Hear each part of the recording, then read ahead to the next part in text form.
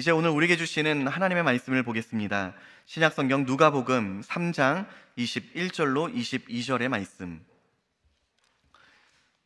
제가 가진 성경은 신약 92쪽입니다. 누가복음 3장 21절로 22절의 말씀입니다.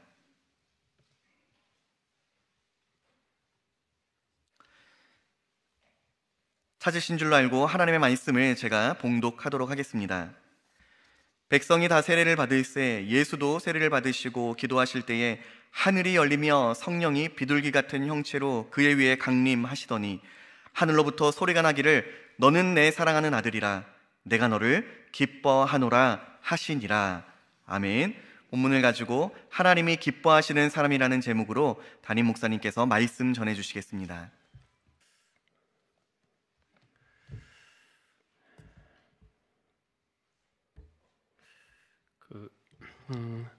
어제 하고 오늘 이틀 동안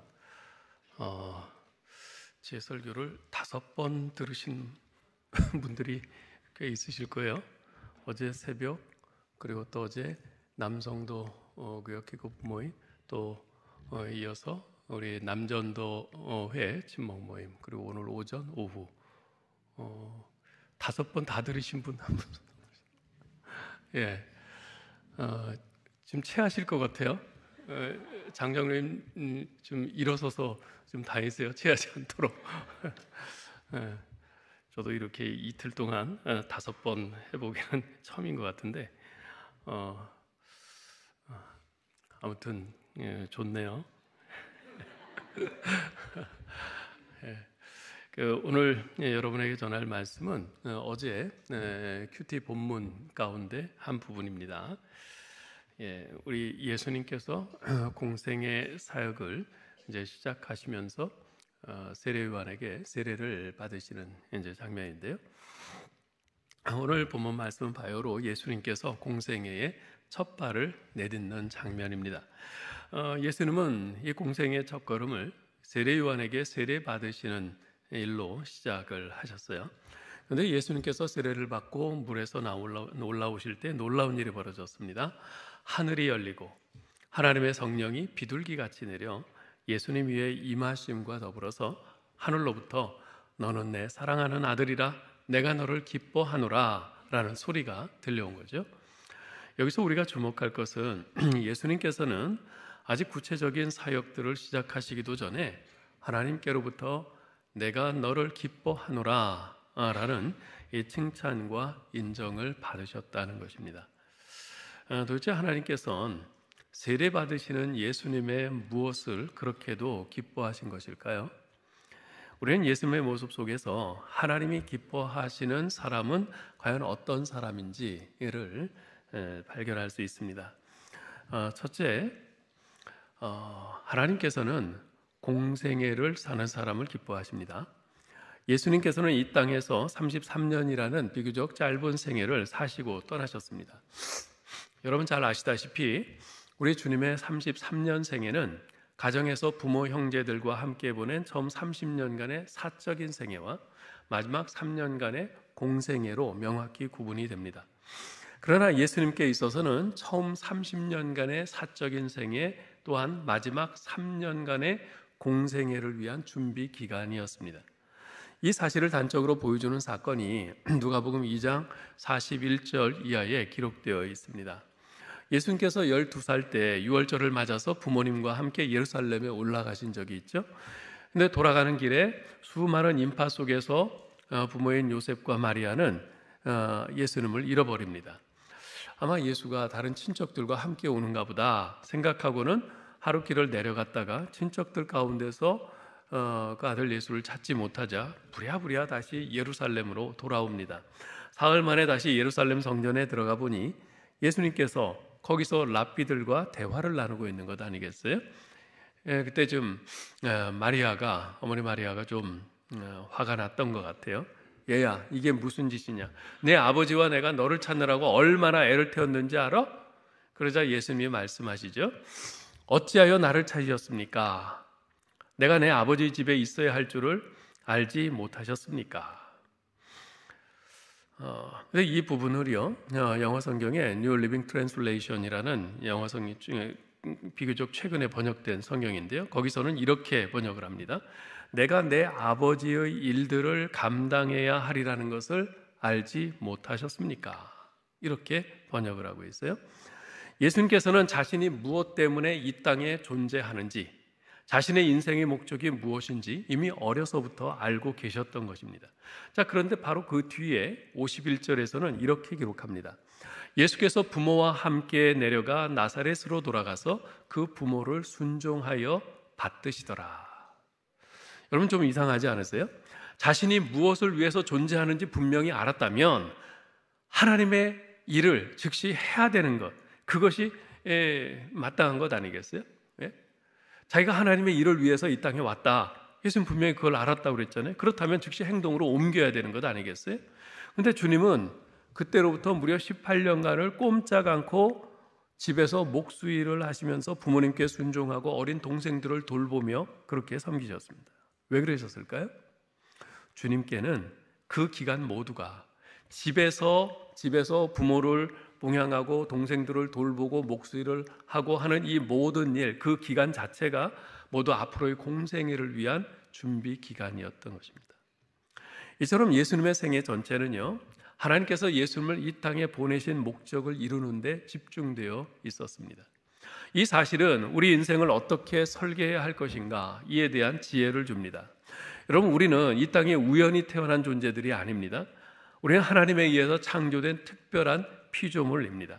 우리 한 사람 한 사람에게는 우리를 향하신 하나님의 기대와 뜻이 있는데 그것이 우리 인생의 목적이 되는 것입니다. 그 생의 목적을 이루면서 사는 삶을 우리는 공생애라 이렇게 말할 수 있습니다.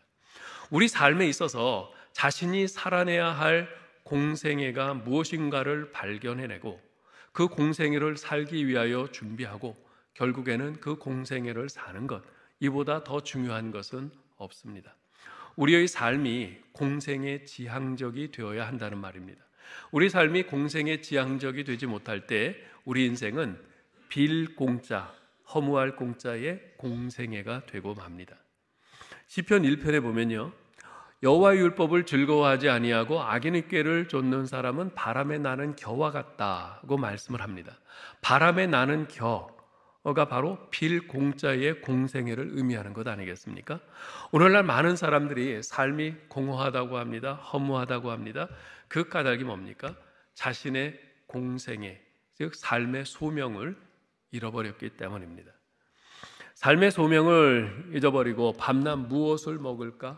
뭐 더 좋은 거, 더 많은 것을 누릴까? 무엇을 입을까? 그거 생각하면서 사는 삶은 먹어도 배부르지 않습니다. 쌓아도 만족되지 않는 빌공짜, 헛되고 헛된 생이 되고 마는 것입니다. 예수님의 생애를 축구 경기에 비유한다면 처음 30년은 전반전이고 마지막 3년은 후반전이었다고 할 수 있습니다. 축구 경기에선 전반전보다는 후반전이 훨씬 더 중요합니다.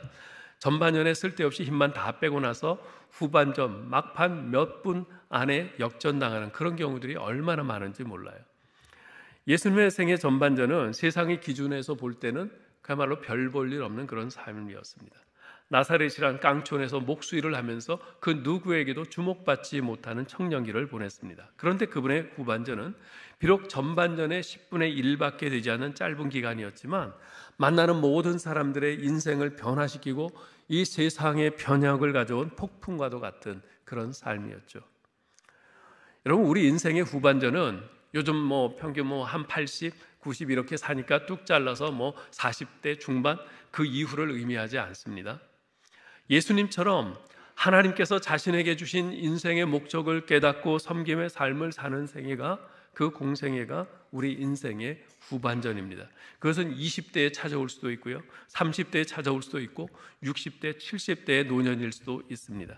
공생애의 살는 시기는 20대 초반의 대학생이라고 해서 이르다 할 수 없고요, 70대 노인이라고 해서 늦었다 할 수 없습니다. 지금 내 인생을 향한 하나님의 사명, 지금부터 어떻게 살 것인가, 그것에 대해서 진지하게 기도하고 묻고 순종하는 것이 중요합니다. 제가 대학 다닐 때요, 대학교 1학년 때 그 교양 영어를 배웁니다. 그때 교과서에 들어있던 내용 중에 하나인데요. 이건 실제로 미국에 있는 어떤 사람의 실제 이야기를 이제 그 영어 책에 이제 실어놓은 건데요. 어떤 내용이었냐면은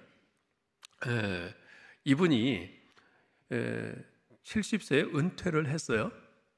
은퇴를 했는데 그 다음부터 이제 은퇴하니까 시간이 많잖아요. 집에서 지내는데 처음에는 그냥 뭐 뒹굴뒹굴 하다가 이래서는 안 되겠다 생각을 하고선 이분이 뭐 하나 목표를 세웠어요. 무슨 목표를 세웠냐면은 자기가 정말 관심 있는 어떤 한 분야에 관한 책을 매일 자기 전에 15분씩 읽는 거를 목표로 세웠어요. 그래가지고 침대에 누워서 자기 전에 15분 동안 자기가 관심 있는 그 분야의 책을 그때부터 매일 읽는 거예요. 그렇게 몇 년을 읽으니까 정말 상당한 이제 지식이 쌓였고 거기에 이분이 그래도 부족함을 느껴갖고 본격적으로 배워보고 싶다 해가지고 그때 75세인가 그때 대학원을 갔어요. 대학원을 가서 그 전공을 공부를 했어요. 그래가지고 그 전공에 석사학위를 땄어요. 대단하죠. 70세 은퇴해서. 이게 우리에게 시사하는 바가 있는 거죠. 70대, 그때 뭐 이제 인생 다 지나갔는데, 이제 뭐 쉬엄쉬엄 뭐 놀면서 여행이나 다니면서 뭐 손주들 엉덩이 두드리면서 뭐 그렇게 살면 되는 거지. 뭐 그것도 의미 있을 수 있어요. 그런데 나의 이 시간, 비록 내가 70 은퇴한 이 나이지만은 이 시간 하나님께서 나에게 주신 그 시간을 내가 좀 더 의미 있게 보내야겠다 생각을 하고선 그렇게 결단을 하고 그렇게 한 거죠. 그분은 70세 은퇴하고 나서 또 그 나름대로의 그런 공생애를 이제 산 거란 말이죠. 여러분, 우리도 마찬가지입니다. 우리가 정말 지금 나이가 얼마가 됐건 간에 지금 하나님께서 나를 이 땅에 놔두신 것은 내가 이 땅에 있어야 될 이유가 있기 때문에 하나님께서 놔두신 것 아니겠어요? 그렇다면 그것이 무엇인지를 힘써 구하고 그래서 그것을 발견하고 그것이 1년이 됐든 5년이 됐든 10년이 됐든 그 하나님께서 나를 놔두신 그 이유, 그 목적, 그것을 위해서 최선을 다하는 것, 그것이 공생애를 사는 것이고 그것이 하나님께서 기뻐하시는 삶이겠죠. 그러면 비록 단 1년밖에 그 공생애를 살지 못했다 하더라도 그 1년으로 말미암아 이전까지의 자신의 전 생애가 보상받게 될 것입니다. 우리가 두 번째로 생각할 것은 왜 예수님을 하나님께서 기뻐하셨나? 하나님께서 예수님이 하나님의 의를 이루는 사람이었기 때문에 기뻐하셨습니다. 예수님께서 세례요한에게 세례를 받으시는 장면이 마태복음 3장에도 똑같이 기록되어 있는데요. 예수님께서는 요한에게 세례를 받으려고 갈릴리에서 요단강까지 내려오셨습니다. 당시에 세례 요한의 인기는 절정에 달해 있었고요. 수많은 사람들이 요한에게 세례를 받기 위해서 몰려드는 그런 상황이었기에 예수님이 세례 받으시려고 요한에게 가셨다고 해서 뭐 별로 이상할 것은 없습니다. 그런데 우리가 한 가지 간과해서는 안 될 중요한 사실이 있습니다. 여러분, 요한이 베푼 세례는 어떤 세례였죠? 어떤 성격의 세례였습니까? 죄인들에게 베푸는 회개의 세례였어요. 마태복음 3장 11절에 보면 나는 너희로 회개케 하기 위하여 물로 세례를 주거니와, 그들을 회개케 하기 위해서 주는 세례였어요. 그래서 이스라엘 전역에서 사람들이 요한에게 나와서 자기의 죄를 자복하고 그에게 세례를 받았죠. 그러나 예수님은 전혀 죄가 없으신 분입니다. 따라서 요한에게 회개의 세례를 받으실 이유가 전혀 없으신 분이었죠. 그런데 예수님께서 요한에게 세례를 받으셨다면 그 광경을 보는 사람들이 저 사람은 무슨 죄를 지었길래 와서 세례를 받나? 이러면서 의역의 눈초리로 볼 것 아니겠어요? 요한이 주는 세례는 회개의 세례니까. 예수님이 요한에게 세례를 받는 것이 하등에 도움이 안 되는 상황이에요. 저 사람 무슨 죄가 있구나, 그렇게 생각할 테니까. 더군다나 예수님과 세례 요한은 서로 격이 전혀 다른 존재입니다. 11절에서 요한 스스로가 인정했듯이 자신은 물로 세례를 줄 뿐이지만 예수님은 성령과 불로 세례를 주실 뿐이에요. 요한 자신은 예수님의 신을 들고 다닐 자격이 없을 만큼 예수님은 그 능력과 존재에 있어서 세례요한과는 전혀 차원이 다른 분이세요. 따라서 예수님이 세례요한에게 세례를 주신다면 모를까? 예수님이 요한으로부터 세례를 받으신다는 것은 도무지 말이 안 되는 일이었습니다. 세례 요한도 그 사실을 잘 알고 있었어요. 그래서 자신에게 세례를 받으시려는 예수님께 손사래를 치면서 말리죠. 제가 오히려 당신에게 세례를 받아야 할 터인데 당신이 제게 오시다니요? 안 됩니다. 전 못합니다. 그랬어요. 그럼에도 불구하고 예수님께서는 요한에게 세례를 받으시려고 갈릴리에서부터 요단강까지 내려오셨습니다. 갈릴리에서 유대 지역의 요단강까지는 상당히 먼 거리입니다. 자신에게 하등의 이유나 유익이 없는 일에는 단 10m도 움직이지 않으려고 하는 것이 우리 인간의 본성 아니겠어요? 근데 예수님께서는 요한의 세례를 받을 필요가 전혀 없는 분임에도 불구하고, 아니 그의 세례를 받는 것이 오히려 자신에게 불이익으로 작용할 수 있음에도 불구하고 그 멀리 요단강, 유대 지역의 요단강까지 내려가서 세례를 받으신 겁니다. 그 이유가 뭘까요? 왜 그렇게 하셨을까요? 만류하는 세례요한에게 예수님께서 이렇게 대답하십니다. 마태복음 3장 15절 보면요, 이제 허락하라. 우리가 이와 같이 하여 모든 의를 이루는 것이 합당하니라. 이건 대단히 중요한 구절입니다. 이제 허락하라. 우리가 이와 같이 하여 모든 의를 이루는 것이 합당하니라. 예수님께서는 자신이 요한에게 회개의 세례를 받으시는 것이 모든 의를 이루는 것이라고 말씀을 하십니다. 어째서 그렇습니까? 어째서 요한에게 세례받는 것이 모든 의를 이루는 것일까요? 이것을 이해하기 위해서는 이 의라는 말의 의미를 정확히 이해할 필요가 있습니다. 이 의라는 말은요, 헬라어로 디카이오수네라고 하는데요, 이 단어의 원뜻은 하나님이 요구하시는 것이라는 뜻이에요. 하나님이 요구하시는 것. 사람들은 보통 의라고 하면 의로운 일, 옳은 일을 떠올립니다. 무엇이 의로운 일이고 무엇이 옳은 일입니까? 부모를 공경하는 것, 정직하게 사는 것, 불행한 사람을 도와주는 것, 다른 사람을 위해서 자신을 희생하는 것 등등 다 옳은 일이죠. 의로운 일이에요. 무엇이 불의한 일입니까? 거짓말하는 것, 남의 것 훔치는 것, 자신의 이익을 위해서 남을 이용하는 것, 다른 사람 해치는 것 다 불의한 일이죠. 근데 우리는요, 이렇게 본래 의로운 일이 따로 있다, 본래 불의한 일이 따로 있다, 이렇게 생각을 합니다. 그렇지 않습니다. 본래 의로운 일이 따로 있고 불의한 일이 따로 있는 것이 아닙니다. 하나님께서 요구하시는 것이 바로 의입니다. 여러분 한번 생각해 보세요. 아버지가 아들을 죽이는 것, 그것은 이 세상의 관점에서 볼 때는 분명히 불의입니다. 불의예요. 그런데 그것이 때로는 의일 수 있어요. 어떤 때요? 하나님이 그것을 요구하실 때. 우리가 잘 아는 창세기 22장에 보면 하나님께서 아브라함의 믿음을 시험하시기 위해서 그의 독자인 이삭을 번제물로 드리라고 말씀하셨어요. 번제로 드리라는 것은, 번제는요 그냥 죽이는 게 아니에요. 목줄을 따고 토막을 내서 불에 사르는 거예요. 토막살인이에요. 아버지가 아들을 토막살인하는 거예요. 그것만큼 불의한 일이 어디 있습니까? 근데 아브라함은 그대로 순종했어요. 물론 하나님께서 마지막 순간에 막으셨지만 그때 하나님께서 아브라함에게 말씀하셨죠. 내가 내 아들 독자라도 내게 아끼지 아니하였으니 내가 이제야 네가 하나님을 경외하는 줄을 아노라. 아브라함을 의롭다고 하신 거예요. 자기 아들을 토막 쳐서 번제로 불살라 드리려고 한 그 아브라함을 하나님께서는 의롭다고 하신 거예요. 이해하시겠습니까? 무엇이 의인가? 의로운 일이 따로 있는 게 아니라 하나님이 요구하시는 것, 그것이 바로 의이고, 그러한 하나님의 요구에 순종하는 것, 그것을 의롭다, 그 사람을 의인이라 라고 말하는 것입니다. 부모를 공경하는 것이 의로운 일이라고 우리는 생각합니다. 맞습니다. 부모 공경하는 건 의로운 일이에요. 왜 그렇습니까? 하나님께서 십계명에서 그것을 요구하셨기 때문에. 정직하게 사는 것이 의로운 일인 까닭은 하나님께서 십계명에서 그것을 요구하셨기 때문에 정직한 것이 의로운 일인 것입니다.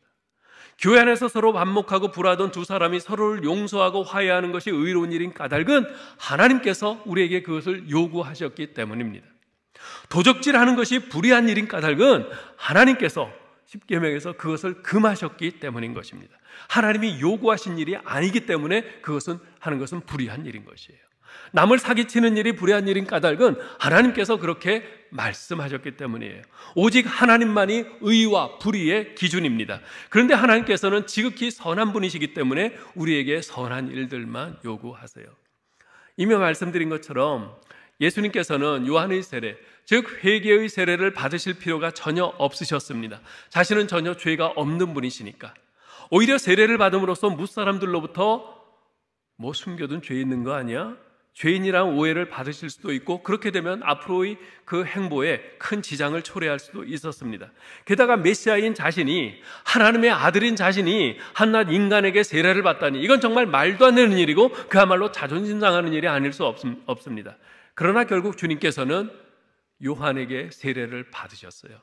왜냐하면 그것이 하나님께서 요구하시는 일, 즉 의를 이루는 일이기 때문에 죄인 중에 하나처럼 여겨져야 되고, 죄인들을 대신해서 그 죄를 대신 짊어지고 가는 하나님의 어린 양이어야 하기 때문에 요한에게 세례를 받도록 하나님께서 요구하신 것이고, 예수님께서는 그 요구를 따르신 것입니다. 그러한 예수님을 향해 하나님께서는 내가 너를 기뻐하노라 라고 기쁨으로 화답하신 거죠. 사랑하는 사람 여러분, 어떤 사람이 하나님께서 기뻐하는 사람입니까? 의를 이루는 사람, 하나님께서 요구하시는 것이 무엇인가 잘 듣고 그것을 따르고 순종하는 사람입니다. 그로 인해서 때로는 사람들로부터 오해를 받을 수도 있습니다. 내 자존심을 꺾어야 할지도 모릅니다. 손해를 감수해야 할 때도 있을 것입니다. 그러나 그 모든 것에도 불구하고 하나님께서 내게 이것을 요구하신다는 단 한 가지 이유 때문에 알겠습니다 주님, 제가 순종하여 당신의 의를 이루겠나이다 하는 그 사람을 향해서 하나님께서는 내가 너를 기뻐하노라 말씀하시는 것이죠. 오늘은 전도폭발 훈련 46기 수료식을 하는 날입니다. 이번 46기에는 24명의 훈련생들이 13주간의 훈련을 감당하느라 정말 애를 썼습니다. 암송할 것도 많지요. 때로는 실제로 노방전도도 나가서 실습도 해야지요. 또 주중에 이렇게 나와서 또는 주일 밤늦게 그렇게 해야 되기 때문에 그 가정에서 자기가 해야 될 일들을 또 많이 희생하면서 그렇게 해야 되는 그런 어려움도 있습니다. 마음의 부담이 참으로 많은 훈련인데 끝까지 잘들 감당하셨습니다. 이것이 하나님께서 소원하시고 요구하시는 것이기에 부담이 되더라도, 상황이 어렵더라도 포기하지 않고 끝까지 인내하면서 감당했습니다. 그렇게 이분들은 하나님의 의를 이룬 것입니다. 그리고 자신의 그 개인적인 여러 일들도 있지만 이것이 우리 하나님 나라를 위한 공생애를 사는 것이라 생각했기에 끝까지 감당했던 것입니다. 24분의 훈련생들이 그렇게 끝까지 훈련을 마칠 수 있도록 훈련자, 교사, 임원, 중보 기도자 등 많은 분들이 앞에서 끌어주고 뒤에서 밀어주고 옆에서 격려하는 등 사랑의 수고를 아끼지 않았습니다. 아비의 마음으로 철저하게 훈련시켰고 어미의 마음으로 보듬으면서 눈물로 기도해 주었습니다. 목자의 마음으로 그들을 잘 이끌었습니다. 이분들 또한 그렇게 하나님의 의, 하나님께서 요구하시는 것을 순종하여 이룬 것입니다. 그분들은 또 이렇게 하나님의 귀한 일꾼들을 훈련시키고 세우는 그 공생애를 또 감당한 것이죠.